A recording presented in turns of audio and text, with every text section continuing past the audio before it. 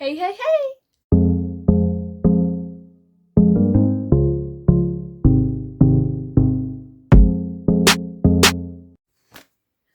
Aujourd'hui, on se retrouve pour une toute nouvelle vidéo. Alors oui, j'ai été absente pendant un long moment, mais il faut savoir que j'ai été blessée, j'ai le pied cassé, donc ça a été très compliqué pour moi de faire des vidéos parce que j'avais pas le temps, et tout ça entre les rendez-vous, les devoirs, bref.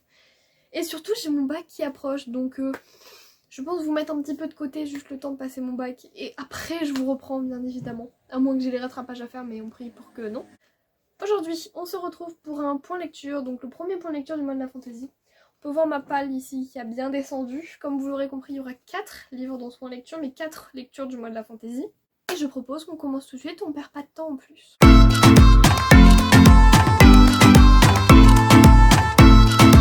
Premièrement, j'ai lu Dragon Mountain de Cathy et Kevin Sang chez Hachette. C'est le tome 1, d'ailleurs j'ai acheté le tome 2, il est juste là. Je suis allée à Charlemagne genre 3 jours après l'avoir lu et du coup j'ai acheté le tome 2. Nous allons suivre Billy, qui est originaire de... J'ai oublié. Sa maman est européenne et son père est chinois, il vient de Hong Kong si je dis pas de bêtises, et il va être envoyé en camp de vacances en Chine pour découvrir un petit peu la langue, le mandarin, tout ça. Mais lui, il est surfeur et ce qu'il voulait c'est passer l'été à surfer avec ses copains. Au camp d'été, il va rencontrer Dylan, Charlotte et Ling Fei. Et donc ça va être en gros son équipe pendant la colo. Et un jour, alors qu'ils ont une mission, il se passe des événements assez bizarres dans la montagne qui surplombent le camp. Donc ils vont décider d'y retourner après pour savoir ce qui s'est passé et pourquoi est-ce qu'il s'est passé ça. Et c'est là qu'ils vont découvrir dans une grotte qu'il y a des dragons. Et que les enfants sont là pour sauver le monde des dragons, du dragon de la mort. Alors ça fait très gamin de 7 ans, le dragon de la mort. Mais en gros, si le dragon de la mort revient, c'est la fin de l'humanité et du monde des dragons. Et donc Billy, Dylan, Charlotte et Ling Fei vont découvrir tout un univers autour des dragons. Et voilà les enfants avec les dragons. Alors, qu'est-ce que j'en ai pensé? Je vous ai fait vraiment un très court résumé parce que j'ai peur de vous spoiler en fait. Déjà, vous dire qu'il y avait des dragons, c'est limite un peu du spoil. Même si c'est dans le résumé, donc pour ça j'ai rien dit de plus, j'ai rien dit de moi.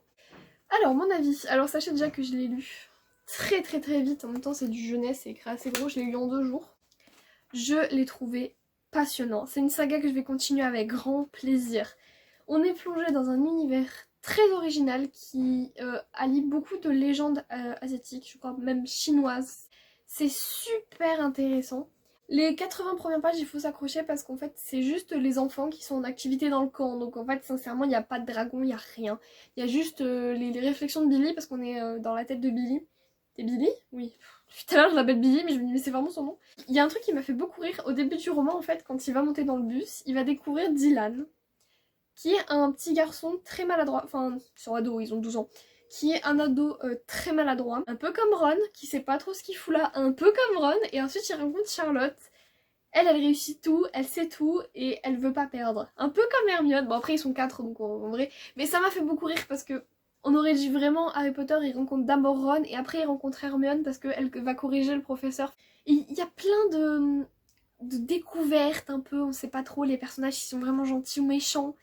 Il y a plein la mythologie autour des dragons est vraiment passionnante. J'ai vraiment hâte de lire le tome 2. Je vais un peu me retenir parce que le tome 3 sort pas avant un moment. Ils mettent pas le tome 3. Voilà le tome 2. Il est plus petit je crois. Ouais il est plus court. Oh non. Mais du coup voilà, je vais quand même me calmer parce que je sais pas du tout quand le tome 3 sort. Le tome 2 vient de sortir donc on va pas lire tout de suite parce que je sens que je vais être sur les dents après. Si vous aimez les dragons, je vous le conseille sincèrement. Ça se lit très très vite et pour les enfants, il y a un peu des scènes de combat mais c'est pas trop violent non plus. C'est pour gosses, donc après, des fois il y avait des facilités dans les énigmes aussi. Je me dis que c'est pour les enfants, mais des fois je comprenais tout, je me disais mais c'est... Et après je captais que c'était peut-être du jeunesse et que du coup c'était peut-être un peu simplifié. Mais bref, franchement... Peut-être pas un coup de cœur parce que Royaume de Feu dans mon cœur pour la vie, mais une très très très très bonne lecture qui a très très bien fait commencer mon mois. Je l'ai lu, je sais même pas si je l'ai lu en 2 jours ou en une journée. Non, 2 jours quand même, je sais pas aussi. Ensuite, j'ai lu Le Clan des Nocturnes, tome 2 de Jacqueline Frank, donc Gideon chez Milady. J'aime beaucoup les livres de chez Milady parce qu'en fait, vous avez qu'une seule couleur pour tout le roman. Et je trouve ça magnifique. Pour vous rappeler un petit peu l'histoire, on va être dans le monde des Nocturnes, donc qui regroupe à la fois les lycanthropes, les vampires, les démons. Là, on va suivre les démons. Et en gros, il y a des nécromanciens, en relisant, je me suis rappelé, des nécromanciens qui appellent les créatures de l'ombre pour les faire obéir à leurs ordres et devenir des espèces de machines. Et en fait, dans le tome 1, on suit Jacob, qui est l'exécuteur du royaume des démons. En gros, c'est lui qui va aller chercher les démons transformés par les nécromanciens pour les tuer car ils deviennent dangereux. Mais c'est aussi son rôle d'empêcher les démons de copuler avec des humains, car si jamais ça se passait, les humains exploseraient littéralement. Et c'est comme ça qu'il va découvrir Isabella, sa compagne, qui va devenir exécutrice à ses côtés. Dans ce tome-ci, on va suivre Gideon, qui est le doyen des démons. Il faut savoir que chez les démons, il y a plusieurs types de magie. Il y a les 4 éléments, il y a les sentiments et la matière. Enfin, pas psychique, mais je sais plus, et la matière. Gideon est un démon de matière. Il est le médecin des démons parce qu'en gros, il peut, en explorant votre corps, donc la matière, trouver où vous avez mal et tout ça. Donc il est très très fort, c'est le meilleur, c'est le doyen en fait. Des démons, il a 2000 et quelques années, un truc comme ça. Et en fait, il faut savoir que chez les démons, c'est très rare, mais il y a de l'imprégnation, un peu comme les âmes sœurs et tout ça, qu'on peut voir partout, même dans Twilight. Et Gideon est imprégné de Magdalena, qui est la petite sœur du roi Noah. Un peu compliqué quand vous n'avez pas lu, mais en vrai, dans le tome 1, c'est expliqué très clairement. Et en fait, c'est deux démons qui sont très puissants. Magdalena, elle contrôle la psychologie, donc je vous disais les sentiments. Elle est en pâte. Voilà, c'est ça le mot que je cherchais. Et ce sont deux démons très très puissants qui n'ont jamais aimé, qui ont des rancœurs anciennes. Je vous dirai pas parce que nous on le sait qu'au milieu du roman. Et à côté de ça, il va y avoir le problème des nécromanciens, des sorcières et tout ça qui appellent les démons pour les détruire. Il va y avoir un problème avec Isabella et Jacob. C'est un roman très mouvementé, hein, très clairement. Il faut avoir lu le tome 1 aussi pour comprendre ce que je raconte. J'essaie de pas trop vous spoiler, mais même si on connaît les personnages dans le tome 1, donc ça devrait le faire. On découvre aussi plein d'autres races. On découvre notamment les lycanthropes, on découvre les vampires qu'on ne connaissait pas jusqu'alors. Et du coup, c'est hyper intéressant parce que j'ai vu que par la suite, il y allait avoir un peu des liaisons entre races et tout ça. Mon avis, un très bon livre. Franchement, je me suis éclatée. Magdalena et Gideon, tout le monde l'appelle Legna. C'est des personnages très très très touchants parce qu'ils connaissent rien en l'amour et ils essayent de se découvrir et de tâter l'autre clairement. Ils y connaissent rien, ils essayent de faire comme ils peuvent et c'est ça qui rend leur romance hyper touchante. Et puis la fin j'ai adoré, je vous spoil pas mais c'est le genre de fin que je kiffe. Il y a des combats. Il y a beaucoup de problèmes dans ce roman. Franchement, c'est peut-être le truc qui m'a dérangé, mais il y a beaucoup de problèmes dans ce roman. C'est-à-dire qu'à un moment donné, il y a quelqu'un qui va se faire attaquer, après il y a une attaque massive, après il y a une infiltration.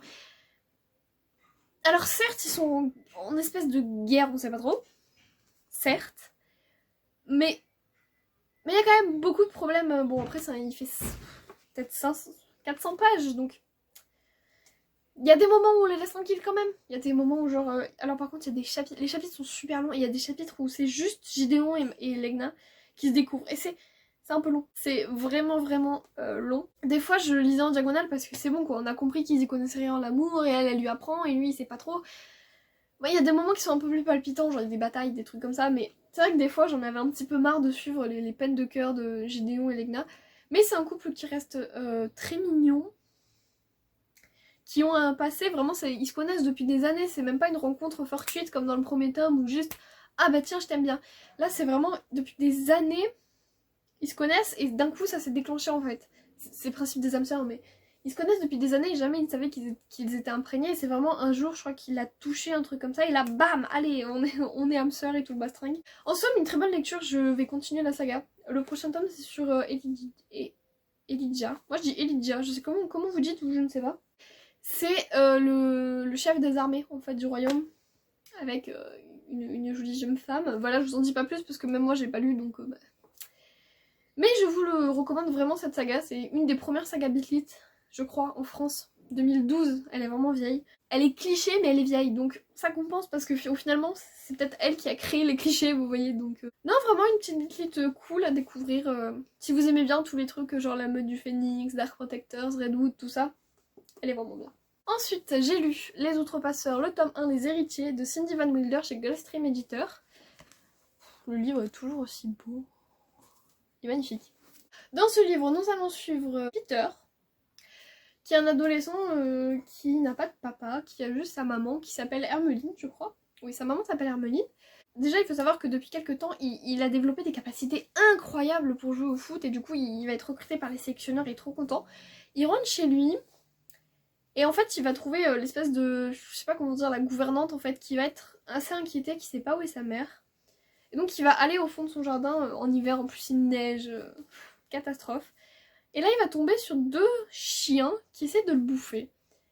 Et tout d'un coup il va voir un renard surgir pour le sauver, et ce renard, c'est sa mère.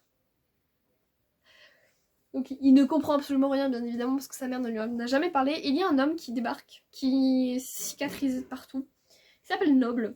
Et il va lui expliquer qu'il est un héritier et que s'il veut trouver son destin, il doit sauter dans une piscine avec des créatures cheloues. Pour comprendre en fait pourquoi sa mère se transforme en renard, on va découvrir qu'il a un grand-père paternel aussi alors qu'il était même pas au courant. Et en fait, on va suivre 2 temporalités, donc Peter avec... Comment elle s'appelle la jeune fille? Shirley, je trouvais plus. Il va rencontrer une jeune fille Shirley, il va rencontrer plein d'autres gens qui sont comme lui, qui comprennent pas et qui sont les héritiers. Et on va changer de temporalité, on va se retrouver au Moyen-Âge. Au Moyen-Âge, on va découvrir des fées, F-E, en fait, vont terroriser un village entier. Et on va comprendre comment est-ce qu'on en est arrivé aux outrepasseurs, je vous dis rien de plus. On va juste suivre à la fois Peter sur chapitre de 1 à 2 pages. Juste pour vous voir ses réactions par rapport à ce qu'il a découvert. On va suivre Peter et du coup quand on est dans la temporalité moyenâgeuse, en fait on est dans les souvenirs que voit Peter de ses ancêtres entre guillemets. Et en fait on va découvrir comment est-ce qu'il y en a qui se transforment en lion, en ours, en renard. Et c'est hyper passionnant. J'ai trouvé ça super intéressant. Peter va découvrir en fait l'héritage de ses ancêtres. Et j'ai trouvé ça mais tellement bien fait. Parce que jamais on est perdu en fait. Vous avez toujours, je vais vous montrer un début de chapitre. Vous voyez, à chaque fois on a par exemple 1206, on va pas voir, 1206. Donc en fait on n'est jamais perdu parce qu'on comprend très bien où l'autrice est. En fait, où l'autrice veut nous mener. Et je sais pas traduit parce que je crois que Cindy Van Wheeler, je sais pas de bêtises, elle est belge francophone. Et du coup c'est absolument pas traduit, donc c'est vraiment l'écriture. Elle a une très belle plume, mais... Elle utilise des mots aussi pour le Moyen-Âge, genre jouvenceau et tout, ça me fait rire. Mais elle a une plume exquise. Sincèrement, un plaisir à lire, même s'il y a des chapitres... Des fois, il y a des chapitres qui font 20 pages. Hein. Par exemple, je vous disais, il y a des chapitres qui durent genre de page 67 à page 123. C'est très long. Et jamais, en fait, on s'ennuie. Vraiment, on est tout le temps... Même si des fois, il se passe rien, mais... Et on suit plusieurs personnages. Aussi dans le temps moyenâgeux. L'histoire que l'autrice a mis en place pour nous expliquer qu'est-ce que les outrepasseurs est passionnante. L'univers est génial. Il faut aimer quand ça bouge pas trop, parce que sincèrement, à part quelques petites batailles, des trucs comme ça, il se passe pas grand chose. Je pense que dans le tome 2, on verra beaucoup plus Peter. On a dû le voir une 20aine de pages. Non, peut-être pas, allez, une 50aine de pages. Mais on est extrêmement focalisé sur le Moyen-Âge. Et je comprends pourquoi beaucoup disent qu'il faut aimer les introductions. Parce que c'est juste une introduction en fait aux outrepasseurs. Et je pense qu'après, la suite sera plus intéressante. Mais l'univers qu'elle a créé est fou. En fait, j'ai rien d'autre à dire parce que je suis subjuguée. Et je pense que je vais m'intéresser encore plus à Cindy Van Wheeler parce qu'elle l'a fait, je crois que c'est Terre de Brume, un truc comme ça, une autre fantasy. Et encore plus aux Outrepasseurs aussi. Je pense que je vais acheter la suite de la saga parce que sincèrement ça reste prometteur. Il y a 4 tomes je crois, donc c'est une saga très rapide. Je dis ça et genre par exemple je pense à là la Légende des 4, il y a 4 tomes mais j'ai toujours pas fini la saga, je dois la recommencer tellement je l'ai oublié, mais bon, ok. Là par exemple, là aussi la Passe Miroir 4 tomes mais toujours pas foutu de lire le tome 3. Je fais là ma ligne mais je l'aurais fini dans 5 ans, hein, clairement. Ils sont chers, ils sont à 18 € donc je vais pas en acheter un tous les jours. Mais très sincèrement ça m'a passionnée et je m'attendais pas à être aussi happée. Il faut savoir que je l'ai commencé, j'étais chez mon oncle donc il y avait du bruit autour. Là, je décrochais totalement et je disais la même phrase 20 fois. Donc ça a été très compliqué de le commencer et au final je l'ai fini. Je l'ai fini jeudi dernier, donc il y a une semaine. Quand je suis allée à ma radio, en fait, j'ai commencé à le lire et du coup, vu que j'ai bien avancé dans le bouquin, le soir je l'ai fini. Parce que très clairement, j'ai été emportée, on va dire, dans mon élan. Sincèrement, c'était vraiment bien, mais je pense que la suite sera encore meilleure. Parce que là, c'est vraiment une grosse introduction aux Outrepasseurs et on voit pas grand chose. J'ai hâte vraiment d'en voir plus et d'avoir la suite parce que là, c'est très bref, en fait. Je pense que la suite sera meilleure. Et enfin, le tout dernier livre, alors là, tellement contente.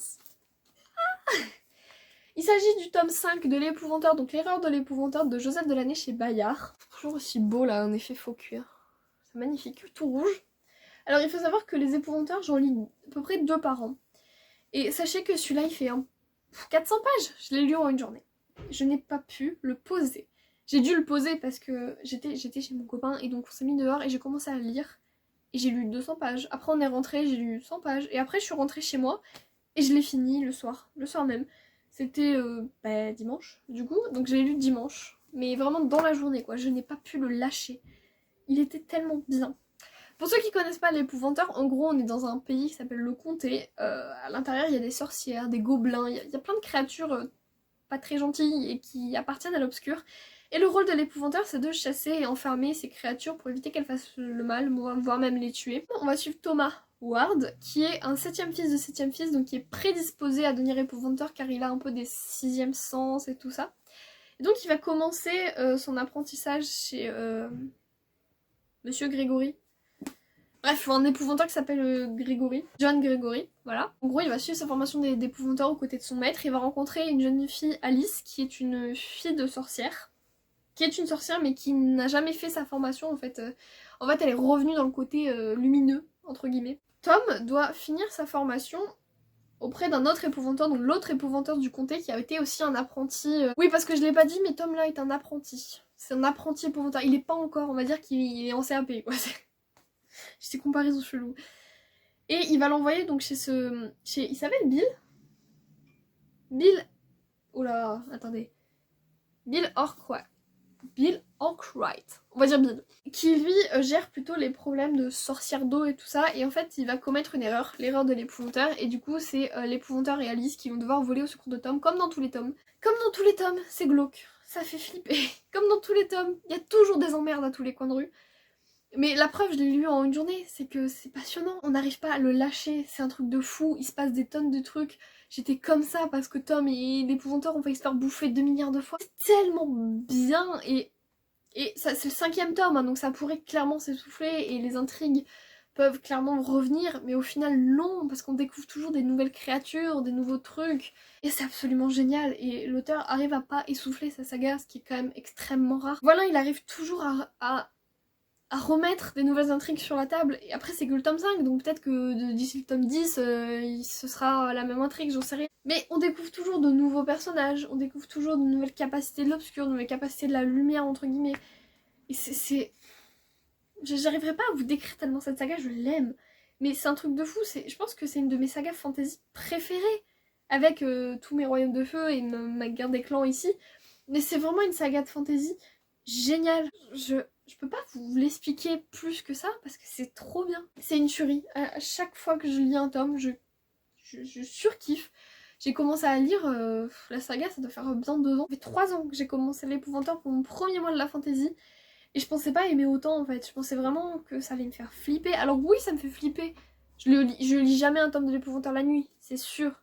Si je fais des vidéos week-end... week-end à 1000 ou 24 heures de lecture, jamais je ne lis ça la nuit, c'est sûr et certain. Mais je kiffe quand même si c'est glauque et tout ça, il y a un côté... C'est sanglant, hein. Des fois il y a des morts et tout le bastringue. Hein. Mais j'arrive pas à vous le décrire bien tellement j'adore. Chaque tome que j'ouvre... Alors, j'avais commencé avec le premier chapitre et ça m'avais pas du tout emballé. J'étais en mode, bon, bah... Et après, quand j'ai recommencé, j'ai dit, bon, bah, je vais le lire, mais voilà.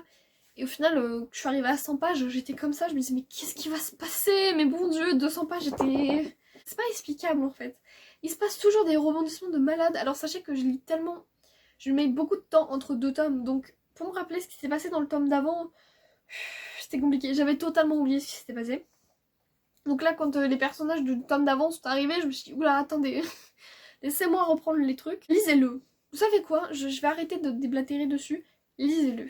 Et vous allez, je pense que si vous aimez un peu les jeux d'horreur, il faut aimer les jeux d'horreur, parce que je suis une très grande fanatique de jeux d'horreur. J'en ferai jamais parce que je suis une tapette, mais les regarder des let's play, tout ça, j'adore.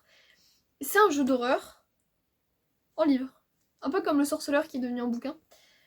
Mais c'est une saga qui se lit très vite. Hein. Je pense que ça fait au moins 10 minutes que je déblatère à propos de cette saga que j'aime d'amour. Lisez-le, c'est trop bien. C'est tout ce que j'ai à vous dire, lisez-le, c'est trop bien. Alors où je vous tourne cette vidéo, on est le 27 mai, j'ai mes écrits le 17 et mon oral le 2 juillet. Le 17 juin et le 2 juillet. Donc il se peut que entre ces 2 périodes, déjà entre le 17 et le 2 juillet, il n'y ait pas de vidéo. Je vais essayer un maximum d'en faire, par exemple, je sais pas si je vais lire au mois de juin, on va pas se mentir.